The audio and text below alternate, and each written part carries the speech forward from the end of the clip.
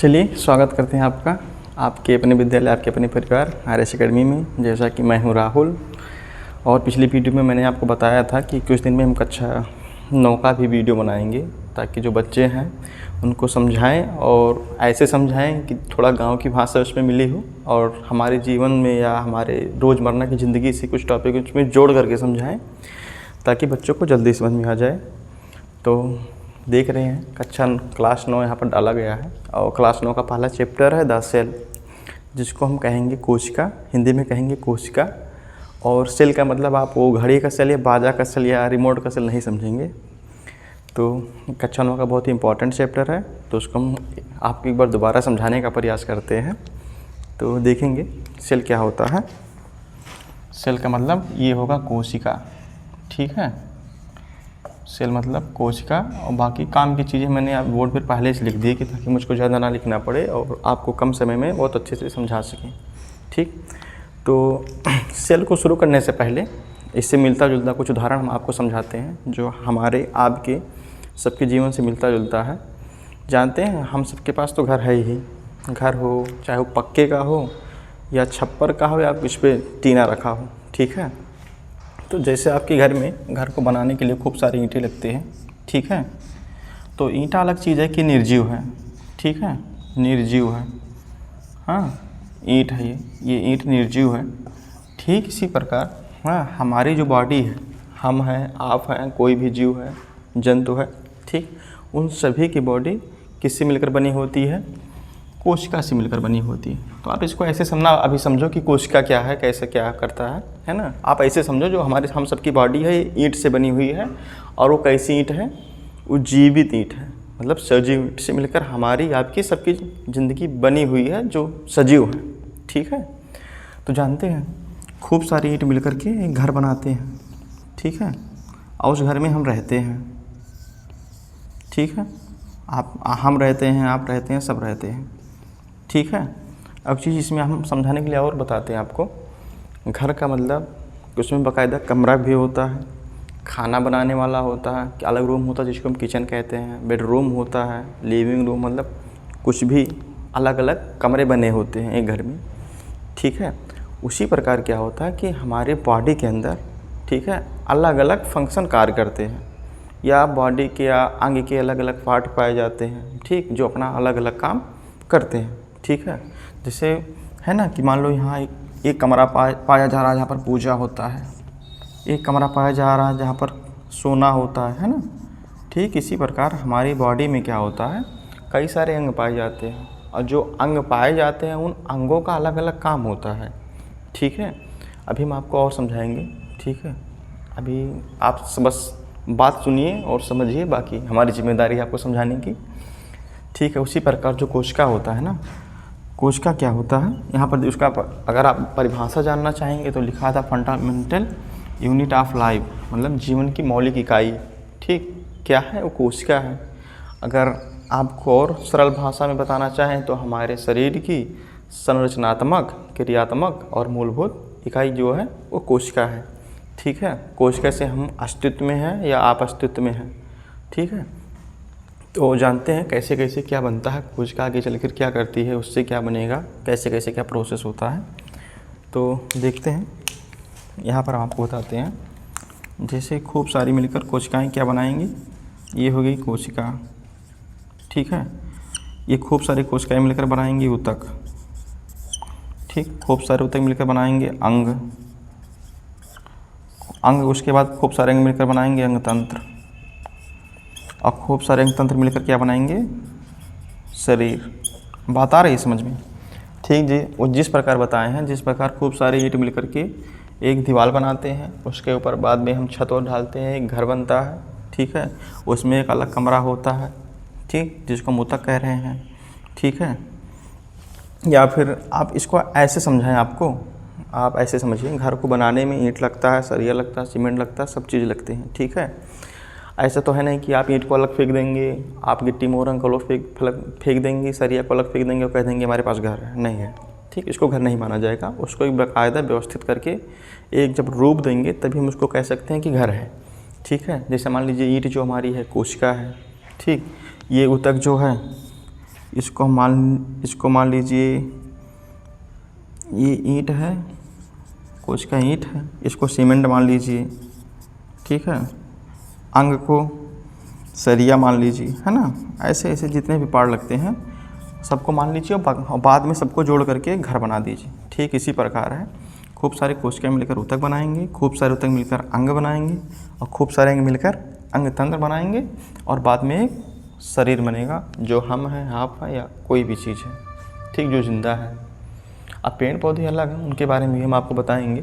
देखिए सबसे पहले कुछ मान कर चलिए 10 पॉइंट में हम आपको इस पार्ट को ऐसे समझा देंगे कि आपको लगने लगेगा कि आप किसी को समझा सकते हैं या बता सकते हैं, ठीक है। जानते हैं कोशिका की खोज कौन किए थे? Discovery of cell Robert Hooke किए थे। अब ये रॉबर्ट हुक साहब किए तो थे 1665 में, लेकिन इनको ये नहीं पता थी ये कौन सी कोशिका है, सजीव है या निर्जीव है, ठीक है। ये कार्क में किए थे, ठीक है। लेकिन खोज तो भाई जो पहले किया रहेगा, जिसका दबदबा पहले से कायम रहेगा, उसी का नाम होगा। तो मान कर चलिए रॉबर्ट हुक साहब ने पहले खोज किया, इसीलिए इनका नाम आ गया। वो अलग बात है कि सजीव कोशिका थी या निर्जीव कोशिका। तो ये खोज किए थे निर्जीव कोशिका की, ठीक है, ठीक। अब आगे जैसे जैसे समझाएंगे आपको विस्तार से बताते हुए चलेंगे।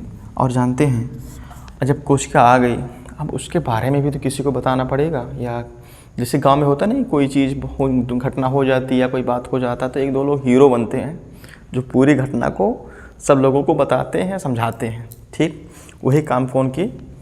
स्लाइडेन और स्वान साहब दोनों लोग किए। एक लोग इसमें जूलॉजी के वैज्ञानिक हैं, एक लोग वनस्पति विज्ञान के वैज्ञानिक हैं। यही दोनों लोगों ने बताया कि जितने भी सजीव हैं वो सब किससे मिलकर बने हैं? वो कोशिका से मिलकर बने हैं। वो बात एक लोग बाद में और एक वैज्ञानिक है जो अपना राय दे कि जो सभी कोशिकाएं होती हैं वो अपने पेरेंटल कोशिका से मिलकर बनी होती हैं। जैसे हम हैं या आप हैं, जैसे हमारा अस्तित्व हमारे पिता से है, ठीक है। वो अलग बात है कैसे कैसे क्या हुआ हम हुए, ठीक है। और जैसे आपका अस्तित्व आपके पिता से है, कोई भी जीव है उसका अस्तित्व उसके ऊपर वाली पीढ़ी से होगा, ठीक है। या कोई पेड़ है, मान लीजिए आम का कोई पेड़ है तो आम का पेड़ भी कहीं से तो आया होगा, उसके भी बीज लगे होंगे तभी तो आया, ठीक है। और जानते हैं और जो कोशिका होती है वो दो प्रकार की होती है। एक होती है यूनिसेलुलर और एक होती है मल्टीसेलुलर, मतलब एक कोशिकीय और बहुकोशिकीय। एक कोशिकीय, अब ये हो गया बहुकोशिकीय। अब जानते हैं एक कोशिकीय क्या होता है? एक कोशिकीय वही जीव होती है जिनको अपनी नंगी आंखों से नहीं देख सकते। नंगी का मतलब कुछ और मत समझना, मतलब नॉर्मल आंखों से नहीं देख सकते, उनको देखने के लिए हमको सूक्ष्मदर्शी का प्रयोग करना पड़ेगा। तब जानते हैं जो एक कोशिका वाले जीव होते हैं वो समझ लीजिए एक ही सेल से उनका पूरा जीवन निर्वाह हो जाता है। मतलब एक ही सेल से वो खाएंगे, चलेंगे, घूमेंगे, टहलेंगे, ऐश करेंगे, ठीक है। इसमें आ जाएंगे अमीबा, उनकी अगली पीढ़ी भी आएगी एक ही सेल से, ठीक है। और जो बहुकोशिकीय होते हैं उनमें क्या होता है, अलग अलग काम को करने के लिए अलग अलग कोशिकाएं होती हैं, ठीक, या अलग अलग अंग होते हैं। जैसे मानव, ठीक है। जैसे मान लो हमको सांस लेना है, सांस लेने के काम जैसे नाक से हम ले रहे हैं, लेकिन पूरा सांस वाला सिस्टम चल रहा है हमारे फेफड़े में, ठीक। अगर फेफड़ा कह दे कि आज हम सांस नहीं ले, आतिश कह दो सांस ले लिए, तो भाई आत सांस लेगा नहीं लेगा, ठीक। क्योंकि प्राकृत या भगवान जिसको हम कहते हैं हर काम करने के लिए अलग अलग पार्ट हमारे बॉडी के अंदर बना के भेजे हैं कि तुम्हारा ये काम है भाई, तुमको ये करना है, तुमको ये करना है। अब दिले मान लो हमेशा धड़कता है 24 घंटा, कह दे आज हम नहीं धड़क थक गए, आज कह दो फेफड़ा धड़क लिए, तो ऐसा होगा? नहीं होगा। अगर 2, 4, 5 मिनट ही बंद कर दिया धड़कना तो उतनी देर में भैया रोना पिटना चालू और आपके घर बांसपल्ली कटना चालू, फूकने का इंतजाम हो जाएगा, ठीक है। तो आपको समझ में आ गया होगा जो यूनिसेलुलर होते हैं ये एक कोशिकीय होते हैं, इनका पूरा जीवन या लाइफ साइकिल एक ही कोशिका से शुरू होगा, इसी एक ही कोशिका में ख़त्म हो जाएगा, ठीक। चाहे उनका चलने, घूमने, टहलने, खेलने, खाने का काम हो या बच्चे पैदा करने का काम है, रिप्रोडक्शन का काम हो, ठीक है। और बहुकोशिकीय में क्या होता है, हर काम को करने के लिए अलग अलग बॉडी के पार्ट होते हैं, ठीक है। जैसे हमारा काम है लिखना, तो हम हाथ से लिख रहे हैं, ऐसा थोड़ी ना कि मुँह से लिखेंगे, वो तो अलग कंडीशन होता है। कहीं वीडियो आप देखेंगे कि बहुत लोग मुंह से लिख रहे हैं, पैर से लिख रहे हैं, लेकिन नॉर्मल इंसान हाथ ही से लिखता है, ठीक है। और जो चौथा पॉइंट है सेल शेप एंड साइज। आप सीधे सीधे समझो, मान लो शेप एंड साइज मतलब उसका आकार कैसा होगा और उसकी आकृति कैसी होगी। सीधे समझो, कुछ सेलों का आकार गोल होगा, किसी का लंबा होगा। मतलब ऐसे समझो हमारे जो बॉडी के जो पार्ट हैं जिनको जो काम दे दिया गया उसी हिसाब से उनकी आकृति बनी है। जैसे हमारा नर्वस सिस्टम है, ये लंबा होता है। आरबीसी है, ठीक है, ये गोल होते हैं, ठीक है। या जो हमारे हाथ की जो कोशिकाएं होंगी, ठीक है, ये भी लंबी होंगी। अब सेल स्ट्रक्चर के बारे में अगर आप समझेंगे, सीधे सीधे समझो, एक नॉर्मल अगर सेल है तो उसके पास होगा सेल मेम्ब्रेन, पहला चीज़। दूसरा होगा साइटोप्लाज्म और तीसरा होगा न्यूक्लियस, मतलब केंद्रक, ठीक। सेल मेम्ब्रेन, साइटोप्लाज्म और न्यूक्लियस, ठीक है। इसको कहेंगे कोशिका झिल्ली, इसको कहेंगे जीवद्रव्य और इसको कहेंगे केंद्रक। एक नॉर्मल सेल के पास इतना चीज़ पाया जाएगा। वो तो अलग बात है कि इसके कोशिका के जो कोशिका जो है, कोशिका के अंदर कुछ कोशिकांग भी पाए जाएंगे, ठीक है। उनका अलग अलग काम है। जैसे हमारे घर में 8 लोग रह रहे हैं, हमारे घर की मेन मुखिया हमारे बाबा हैं, ठीक। आप समझिए, आप सेल के मेन, जो सेल का मेन मुखिया होगा वो न्यूक्लियस होगा, ठीक। और बाकी जो कोशिकांग उसके पाए जाएंगे वो एक समझ लीजिए कि साइड हीरो वाला काम करेंगे। जो मेन काम है वो न्यूक्लियस करेगा। बाकी सबको, जैसे मान लो हम घर में बताए ना 8-9 लोग हैं, बाबा मेन मुखिया है हमारे, हमको कह दे कि तुमको पानी चलाना है तो पानी चलाएंगे, किसी को खाना बनाना है, जिसको ये मतलब हर लोगों को अलग अलग काम दे देंगे और सभी लोगों को अपना अलग अलग काम करना है, ठीक है। सेम चीज़, सेम फंक्शन किस में होगा, कोशिका के अंतर्गत होगा। तो उम्मीद करते हैं इतनी बात आज आपको समझ में आई होगी। तो आगे की बात फिर समझाएंगे अगली वीडियो में। धन्यवाद। तो मिलते हैं अगली वीडियो में।